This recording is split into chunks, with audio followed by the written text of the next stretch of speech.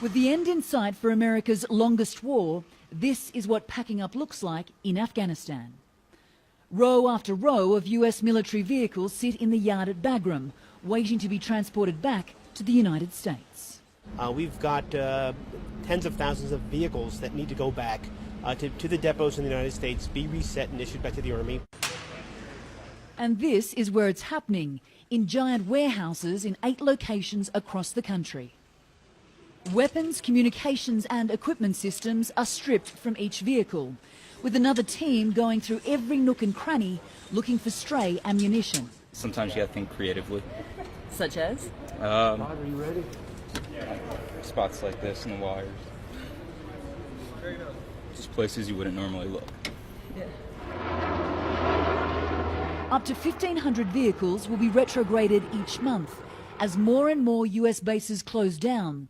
So far, already 400 have shut up shop. This process will continue until the remaining 28,000 vehicles are sent back home, along with 20,000 shipping containers filled with equipment, all US property. An exercise that will cost $6 billion. Brigadier General Stephen Shapiro was in charge of closing down US operations in Iraq and says this handoff is part of the natural progression of war. The general feeling is a good feeling. It is time to go home, but it's time to go home because most of us think the Afghans have it. So it's a very good feeling. It's about going home, but frankly, it's about winning. And while many question whether this war has actually been won, the US believes its job here is done, handing over control to the Afghans and their security force of 350,000 troops.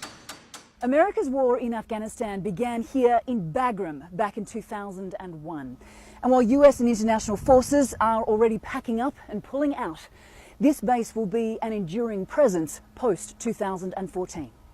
The General believes whatever US forces are left here, some will operate out of Bagram. But the focus now is getting these vehicles out of Afghanistan. 60% will go by road to Karachi in neighbouring Pakistan, where they'll be shipped out to the United States. The remaining 40% will be flown to the Middle East and transported out of ports in either Dubai or Jordan. This is America's endgame, and as the vehicles leave, so too do the troops. Anna Corrin, CNN, Bagram.